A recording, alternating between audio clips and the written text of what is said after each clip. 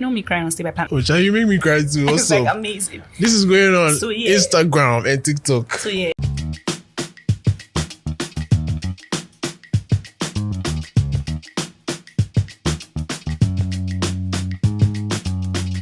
Hard, so stress for the yard, but we still go day streets before find some meats.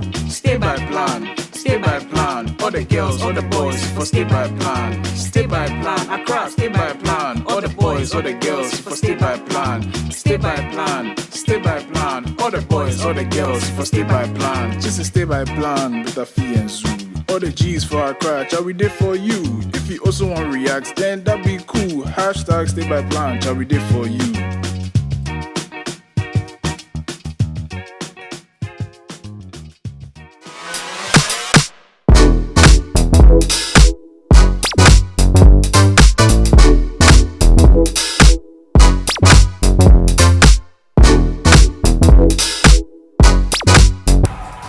Jumbo baby.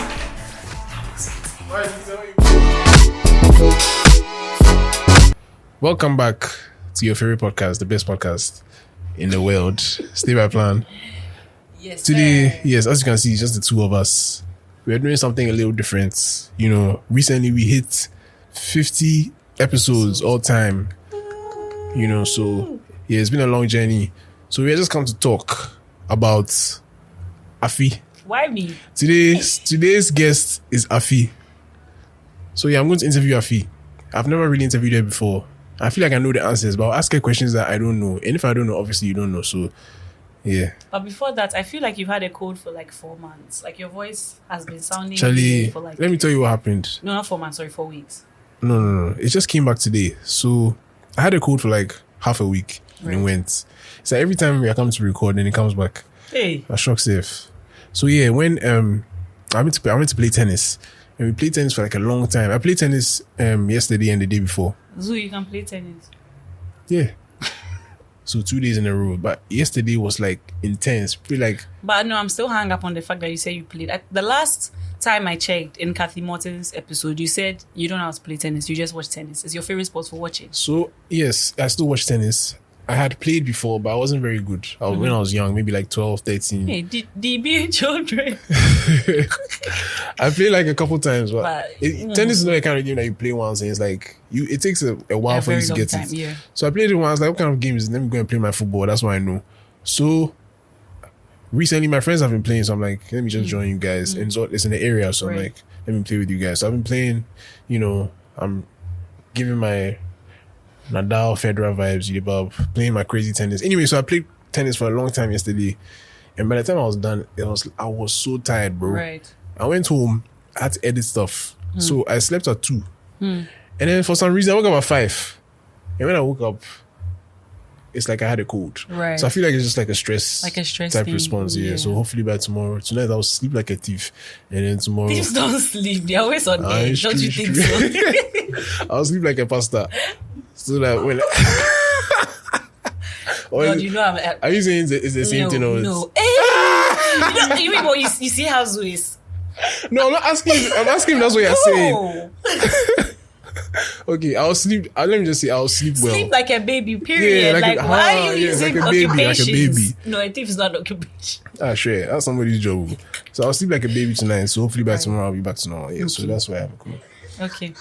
Hey. So... you do this in the studio causing problems. You're playing videos in the back. But yeah, I feel welcome to Stay by Plan. Thank you so much. Yeah, this is your first time here. Or... No, we'll try to be serious. Actually. You've been here 50 times. I've been here more than 50 times because we have times. unreleased episodes. So I've been here like a cute 55 times. Yeah, so today I'm going to interview you. Okay. Just so I want to know more about you because I feel like I don't know enough. Well, actually, I know a lot because you overshare. So, right? Right? Sometimes I go home and I'm like, was that necessary? Why did I say that? Why did I say that to that person? Like, was that actually necessary? Yeah, so I feel like I'll look at this episode and say the same thing. Yeah, like, was that necessary? So I feel like today, what's stressing you out? I don't like that. Oh, why? What's stressing me out? A lot of different things are stressing me out. Yeah. I think personally, like I'm a very intense person, right? So anything that I'm doing, like I put in my full like mind, body, energy, everything.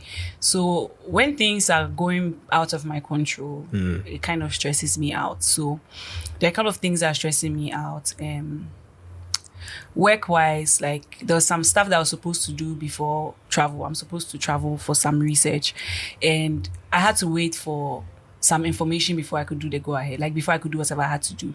And obviously when the information comes late, everything like goes late. Yes. And for me, like I like to plan stuff ahead. So just having to do everything last minute has been stressful for me.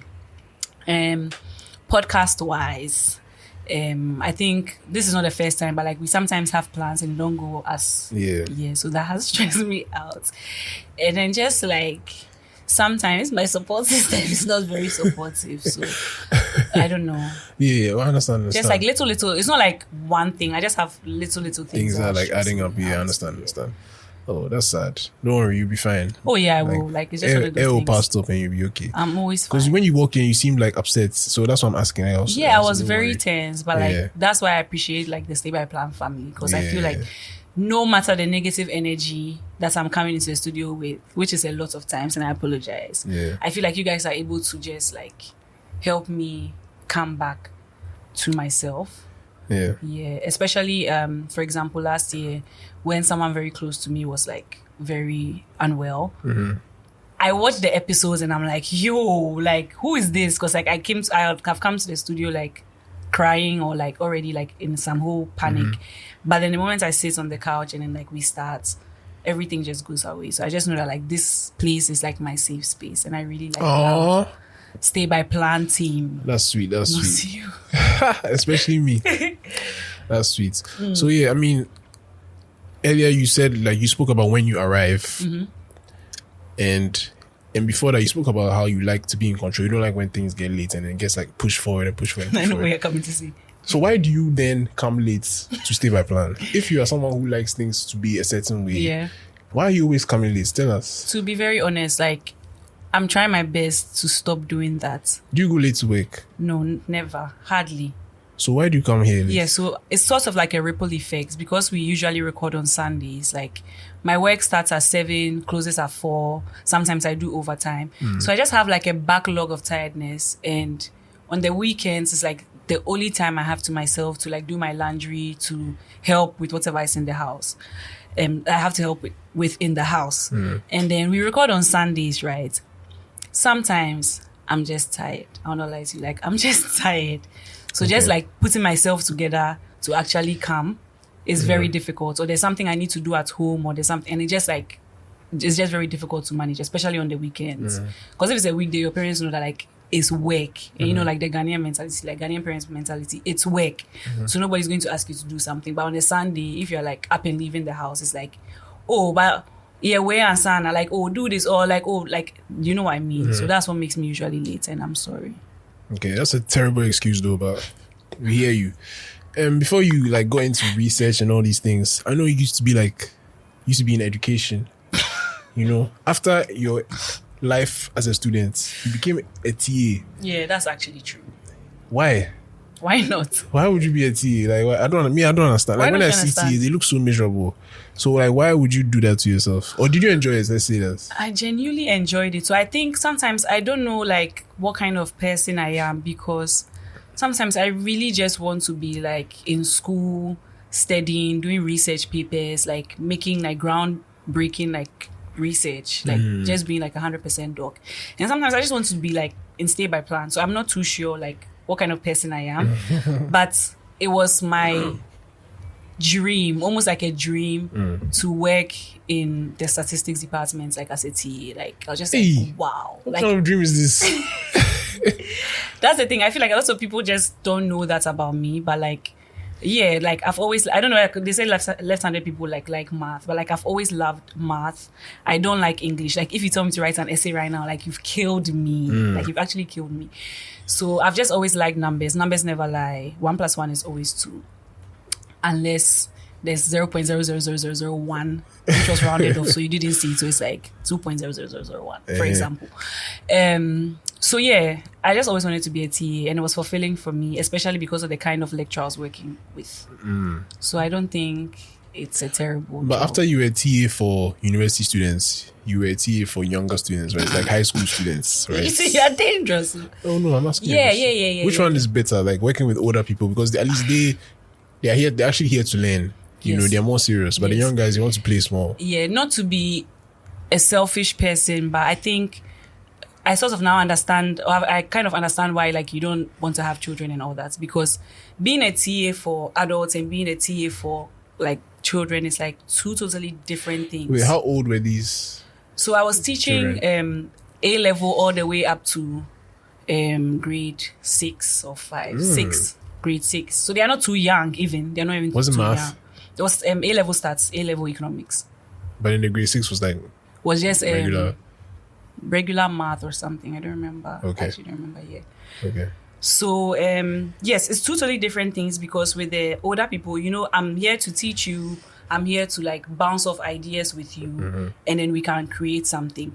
But with the students, it's basically the same thing, plus Keep quiet. Sit down. nurturing them. And it is like such a heavy responsibility.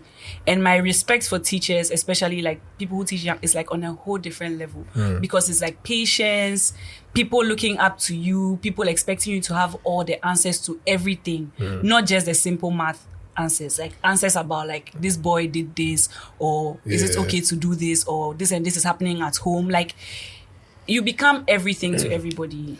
And it's So tough. did they see you as like a mommy, or they were like, oh, she's around our age? Like, They how used is to it? see me as like I don't know if I was like one of their favorite teachers, but they used to see me like around their age. So they used to say a lot of things to me and ask me like a lot of things, like, oh, is it okay to like drink? Is it okay to smoke? Like they used to ask me questions like that, because they show me felt how like I'm today. the person to ask. And I was like, So what did you tell them? I told them that there's a way that may seem right to a man, but it's not. In a more seriously, I told them that I know that whatever advice I'm going to give you people, you still do whatever you want. That one day. But then I have done certain things. Like some of the questions you're asking, like like have I what? drunk before? Like I have drunk alcohol before.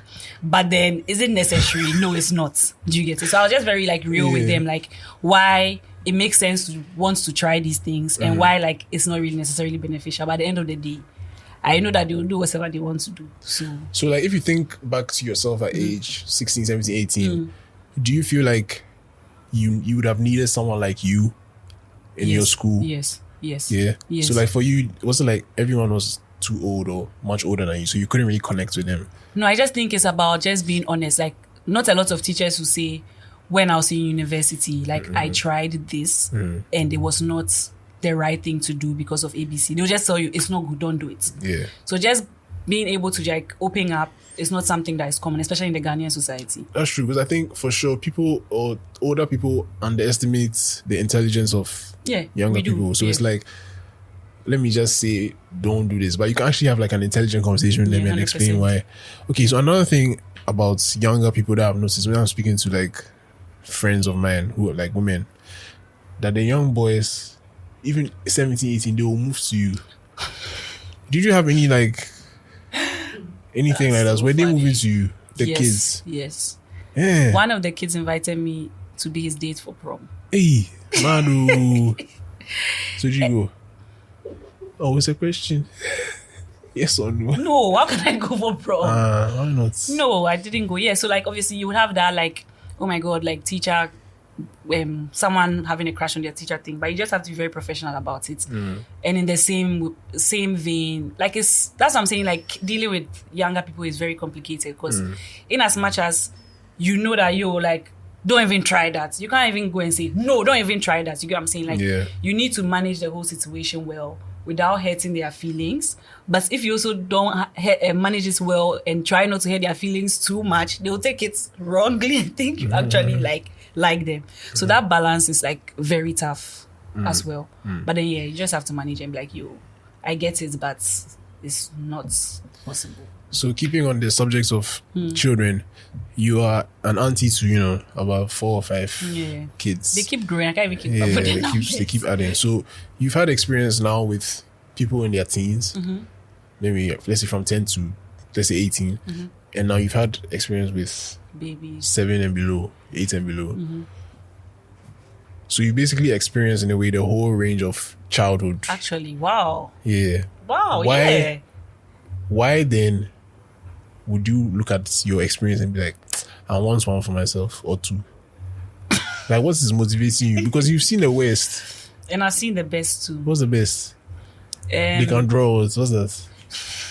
Like, what's the best? I think for me, especially like one of my nephews, like he was born around the COVID time-ish, or just, no, not him.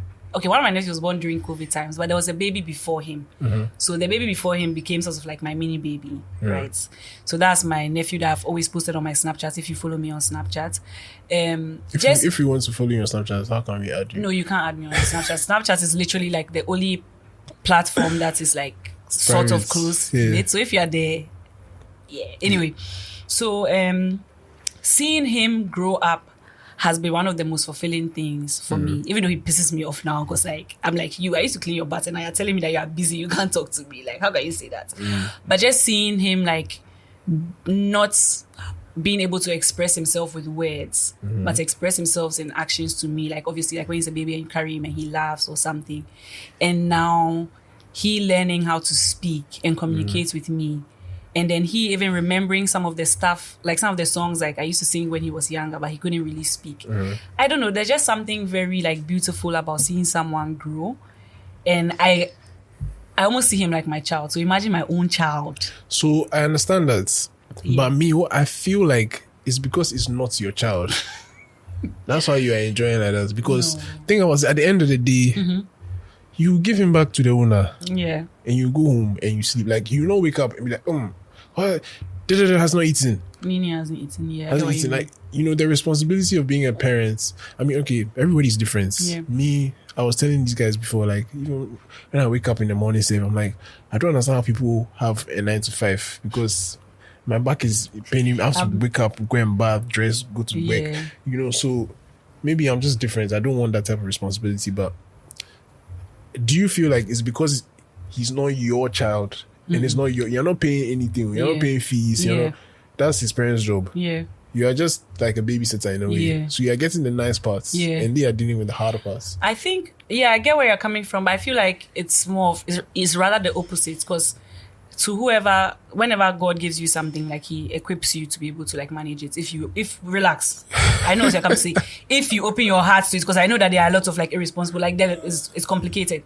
Aside that, putting aside the Christian part, like scientifically, when you give birth to a child, certain type of hormones are released that you otherwise didn't have in large quantities. So I just feel like you'll be capable to have that love for the child because like scientifically your body will be rewired to take care of that child, especially from a mother's point of view. As for fathers, I don't know what kind of rewiring happens, because your body didn't really transform to have the child. So I don't know. Yeah, so I think the way I love my nephew so much, I feel like it will even be deeper if the person grew in me and then the hormones have been intertwined and this person is literally like a symbol of the love between me and then whoever I had that child with. Do you get what I'm saying? So I just feel like it wouldn't be, or it comes with it, like, you pay school fees and all that, but well, it's still going to be for honestly, free. we can go on and on and on. I know, because we have an episode like that with me and Zoo, and then it never came out. Yeah, because we're going on and on for too long. Like, because I feel like you can't convince me, and I also can't convince you. Yeah, so but I guess kids are okay. Yeah, so but for me, I feel like God is all about God. If God blesses me with children, I'll do my best to take care of them. If by 40 years I'm still not married and I don't have a child, like I'll not be salty. I'll make sure my nephews and nieces know that they have like the baddest auntie ever. Yeah, because that's me already though. Like that's me already. You come with a fan eyes. Fan eyes. Not fan eyes. Ben and Jerry. Hey, sorry, cash for me. Don't be small.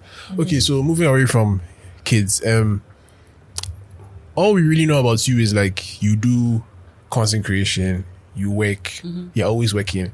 If you're not working, you're with your family. Do you have any hobbies? Like, what do you do? So my friends always make this joke that like, do I ever rest? Like they can literally send me a message like, I feel rest. I have so many hobbies. I like to swim. I like going to the gym because like it helps me clear my head. And what else? Basically these two things. And I also like adventure, like hiking, checking out like waterfalls. I love water, like beach, river, lake, any water body, like I'm there, and swimming pools. Like I just love being around water because the calmness of water just helps me calm. Everybody, like, you know me, I'm a very like I'm a fiery person, so I really I'm always drawn to like water sports or anything that has to do with water because I feel like it cools me off. Yeah, that's so like if you're just at home, so like for me, using myself as an example, I'm always listening to music and also podcasts, or now I'm trying to get more into movies. Like there's things that I do. I mean, like I hear the swimming and things, but you don't swim all the time. Yeah, I don't. You know, so what are you doing on like a day-to-day basis, like to unwind or to just to enjoy? Just watching. I just watch series. I just watch series. Yeah. And like you've said, like my life is already pretty crammed. There's almost little to no time for rest. So if I'm just like lying in my bed, sleeping, or just like relaxing, it's enough. So I'll just probably watch like a show that is funny. So I always tell people I don't like watching like deep shows that like involve like a lot of thinking. Like that's what I love. I know that's what you like, but I find it's like I've already been using my brain like the whole day. So I want to watch. I'm not saying that these shows are not like intelligent, but I want to watch something like Rick and Morty. I know that I'm just coming to laugh because it's like borderline interesting, funny, and still has like So I just like to chill on like very light-hearted stuff. Taking a step back to your career as an educator. Okay. Tell me, like, why did you stop? Why did I stop? So my initial plan has always been school, TA, master's, PhD, lecturer. Hey, I know. Like every time I say that, like, wow, I feel self-actualized when I become a lecturer. Everybody's just like, that's so off-brand. Like it doesn't fit your brand. Yeah. But you don't. Do you need to have a PhD to be a lecturer? No, not necessarily. But you just be like a doctor. You just want to be like you just be like it's just part of your name. You don't need it. But I'm saying that's what has always been my plan. So after I finished the TA stuff, I applied for a couple of schools in the US, and then I got a couple of schools in the US with scholarships, but the scholarships were not 100%. So I needed like scholarships from the government, like get fund and stuff like that. But I applied and I never got any because obviously like I don't know anybody who can support me to like.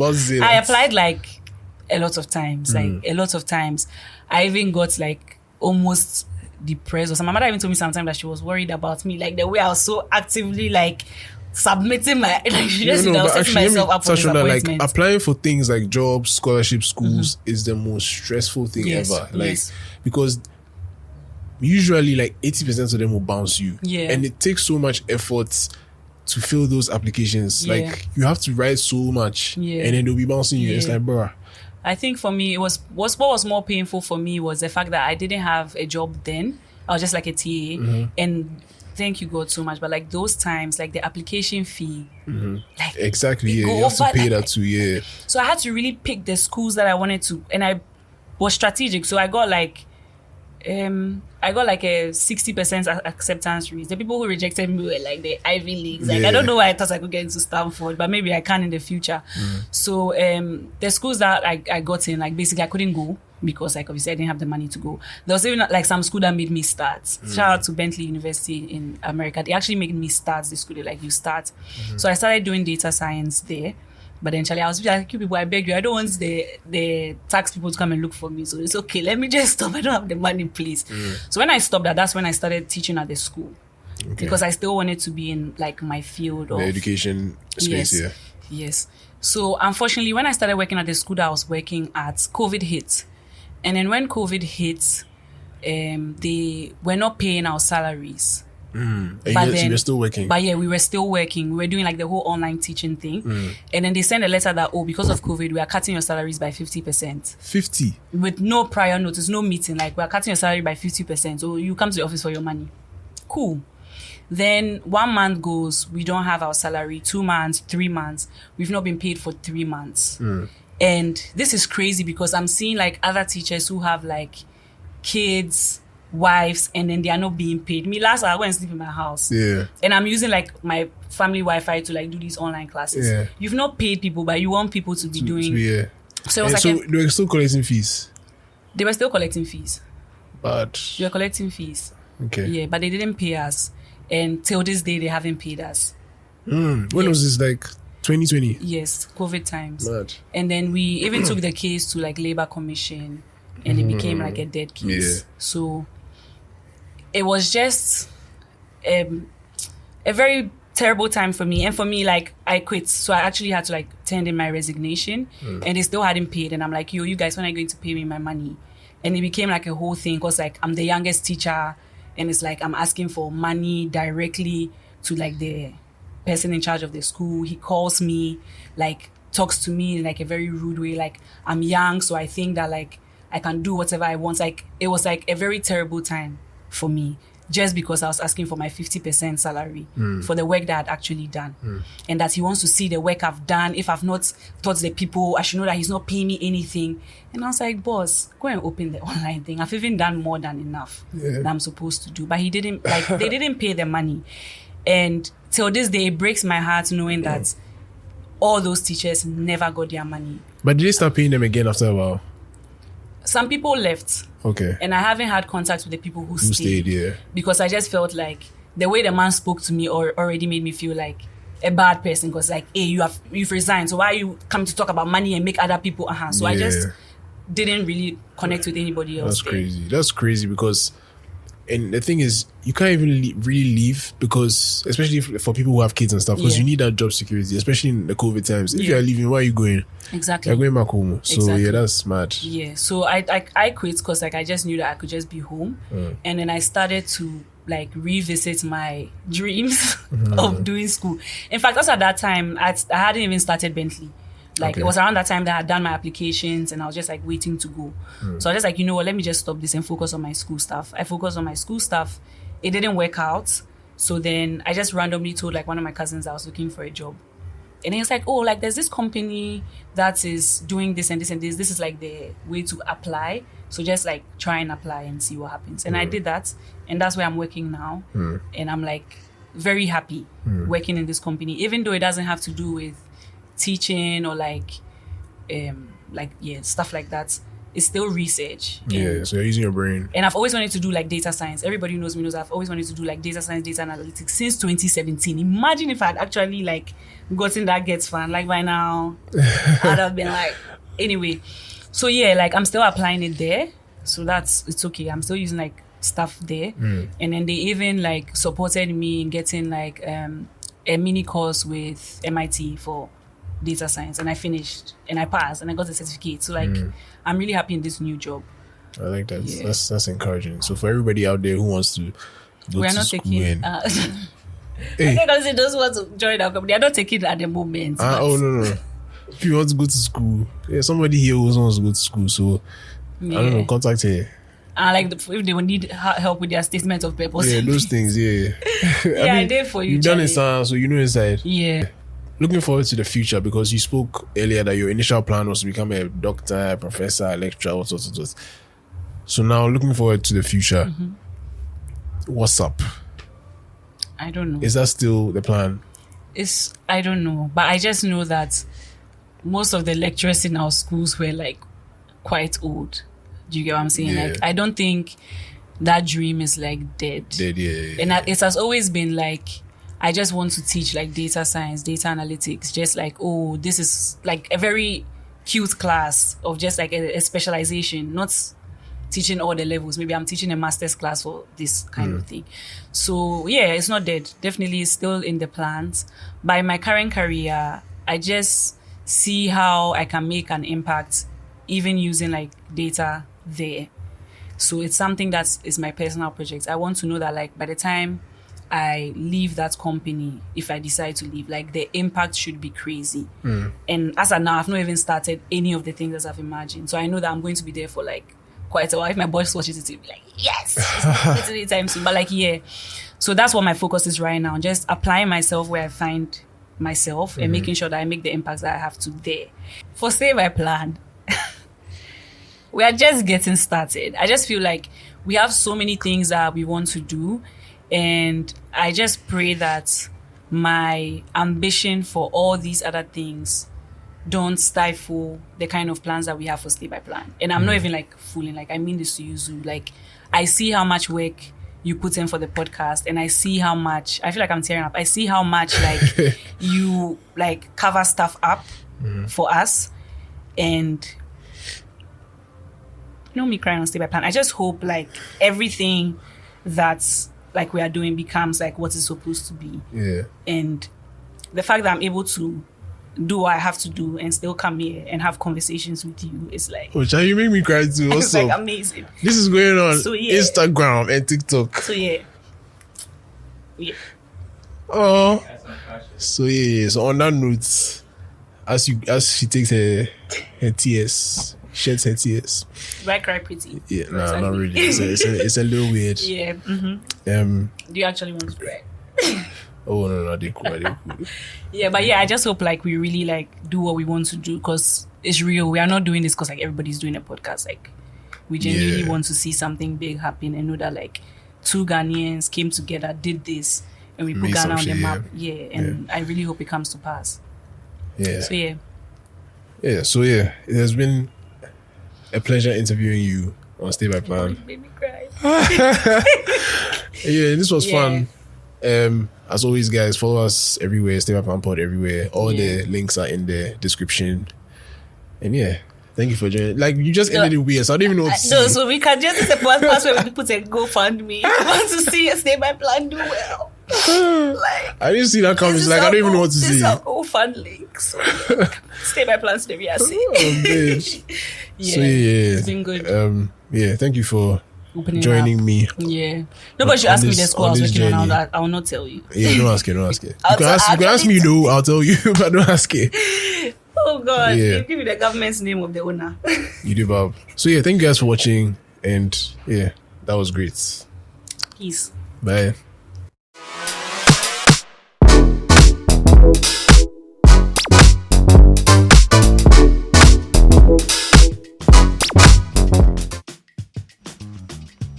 This episode of Stay by Plan was hosted by Afi and Zoo. Production by Afi, Zoo, Senna, and Nikita. Episode was edited and produced by Zoo. Sound design by Senna. Photography and videos by Ellis Etonam and Nams. Motion graphics by Eugene, and the intro song is by Lil Kwaw.